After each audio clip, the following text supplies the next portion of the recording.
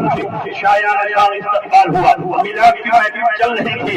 مولانا صالح کمال نے کہا حضور جب آپ آ ہی چکے ہیں تو تھوڑی دیر تقریر فرما دیں تاکہ بیان مجلس اپنے اختتام کو پہنچ جائے اور آپ کے بیان سے ہم لوگ محظوظ ہو جائے۔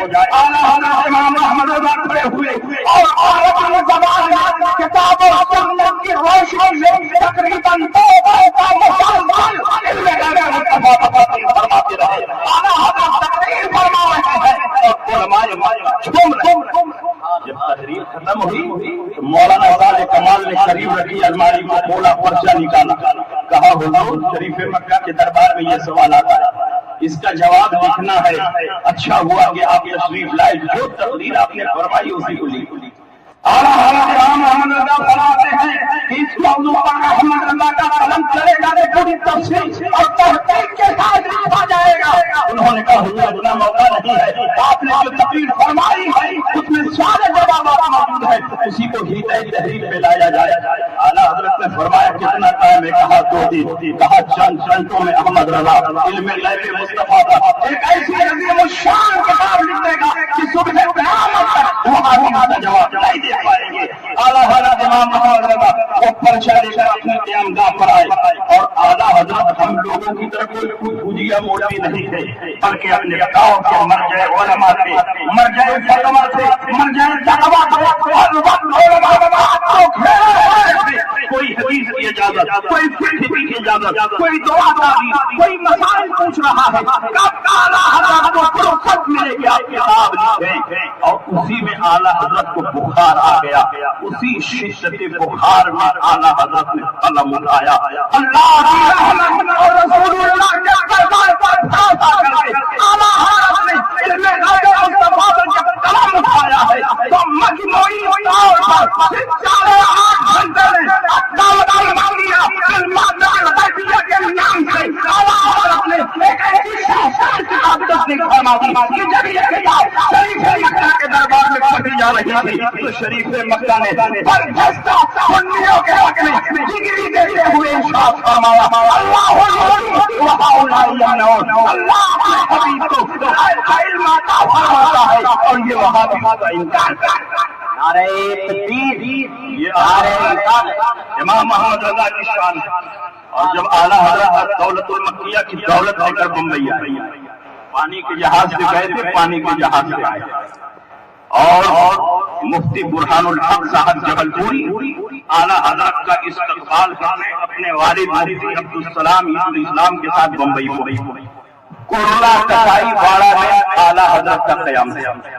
چند دن اعلیٰ حضرت کے ساتھ رہے اور ایک دن اعلیٰ حضرت نے اپنی باطنی کشش کی بنیاد پر فرمایا کہ برہان میاں تیار ہو جاؤ، باندرا چلنا ہے اور باندرا کے مجذوب صاحب سے ملاقات کرنا۔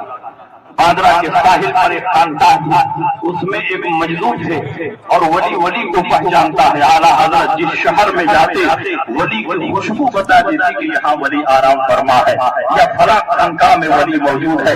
اعلیٰ حضرت مفتی برہان الحق اور مفتی عبدالسلام پڑے چلے، ادھر اعلیٰ حضرت نکلتے ہیں اور مجذوب کو اعلیٰ حضرت کی خوشبو محسوس ہو رہی ہے، فرماتے ہیں بہت بڑے عالم مجھ سے ملاقات کے لیے تشریف لا رہے ہیں، اس لیے تم لوگ ان کے استقبال کی تیاری کرو۔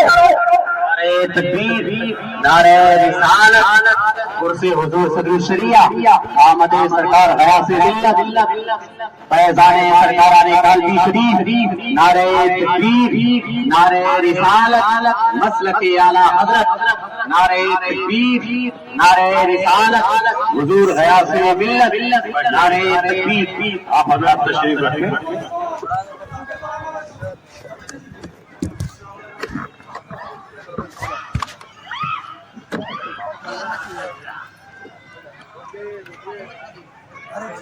جم رہا ہے یاد ہے کہ لوگ اسٹار بناؤ ریکارڈنگ والا ویڈیو جب اسٹار بنواؤ ہر سال کی موبائل تو ہو جائے۔ آپ حضرات تشریف رکھیں، بیٹھ جائیں۔ آپ حضرات تشریف رکھیں۔ بہت کریے موبائل آ جائیے اور کا ہوئی ہے یا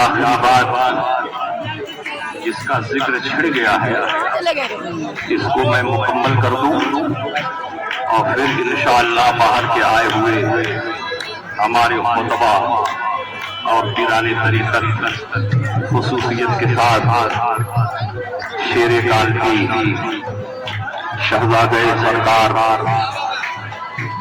فضل الرحمن فضل اللہ کالپی اور اولاد رسول فرزند بطول حضرت علامہ سید غیاث الدین صاحب سگلا دامت فیضہم، آپ ان کا ورود انگیز اور بصیرت افروز خطاب عن قریب سماعت۔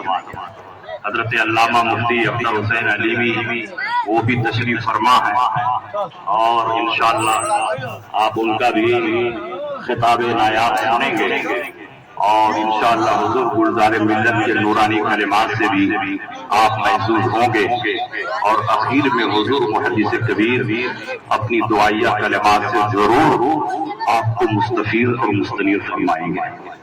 تو میں عرض یہ کر رہا تھا جب اعلیٰ حضرت امام محمد رضا مفتی برہان الحق اور مفتی عبدالسلام کو لے کر فاضلہ کے لیے چلے تو مجذوب صاحب نے کہا بہت بڑے عالم مجھ سے ملنے کے لیے آ رہے ہیں، اس لیے ان کا استقبال کیا جائے، ان کے لیے چائے کافی قہوے کا انتظام کیا جائے۔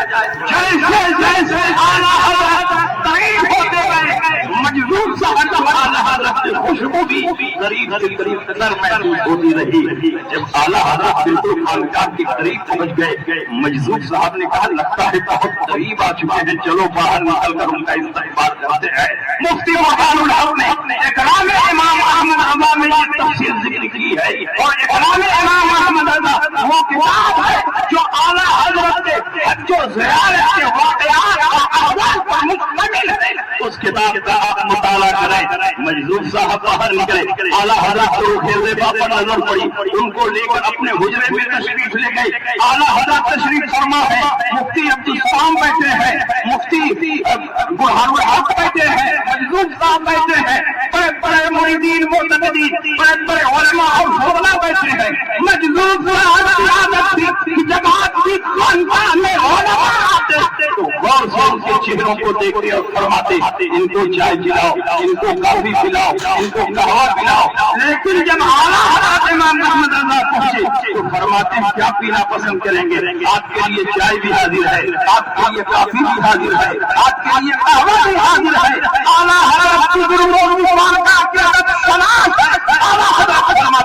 مجذوب صاحب نے تینوں کا نام لیا ہے، مجھے تینوں پسند ہے، چائے پسند ہے، کافی پسند ہے، قہوہ پسند ہے۔ ایک ہی پیالی میں چائے ڈالی گئی، کافی ڈالی گئی، قہوہ ڈالا گیا اور اعلیٰ حضرت نے اسے پی لیا اور اس کے بعد گفتگو شروع ہوئی تو جتنے حاضرین ہیں گفتگو کا ایک لفظ بھی سمجھ نہ سکے۔ اعلیٰ حضرت امام احمد رضا جب اجازت لے کر جانے لگے تو مفتی برہان الحق بھی اعلیٰ حضرت کے پیچھے پیچھے چل رہے ہیں۔ آپ کے والد صاحب نے اشارہ کیا کہ جاؤ مجذوب صاحب سے اپنے لیے بھی کچھ دعا کرا لو، تو اعلیٰ حضرت کے پیچھے پیچھے چل رہے تھے۔ والد صاحب کا اشارہ ملا تو بھاگ کر مجذوب صاحب کے حجرے میں آئے اور کہا حضور میرے لیے بھی دعا کروا دے۔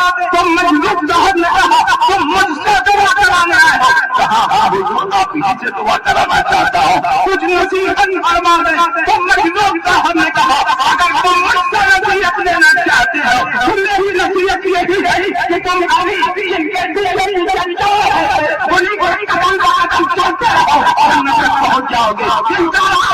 جنت میں لے جانے والا راستہ ہے، مسلک اعلیٰ حضرت کوئی بڑا مقام نہیں، جنت میں لے جانے والے راستے کا نام مسلک اعلیٰ حضرت۔ اس لیے آپ پوری مضبوطی کے ساتھ مسلک اعلیٰ حضرت پہ ڈٹے رہو اور مسلک اعلیٰ حضرت آپ سے ڈیمانڈ کرتا ہے، مطالبہ کرتا ہے کہ دین کے دشمنوں سے دوری اختیار کرو اور اللہ رسول کے جو دوست ہو ان کی صحبت میں بیٹھو اور یاد رکھو اگر کوئی مذہبوں سے میل جول رکھو تو ایک وقت وہ بھی آ رہا کہ ان کی مذہبیت کا تمہارے دل و ایمان پر اتنا اثر ہوگا کہ تم بھی گمراہیاں کے دلدل میں گرنے لگو گے۔ لہذا عشق روکے شاہد راہ لے کے چلے، اندھیری رات ہوئی تھی چراغ لے کے چلے، تیرے غلاموں کا نقش قدم بنی سوات نہیں چلے واخر دعوانا الحمدللہ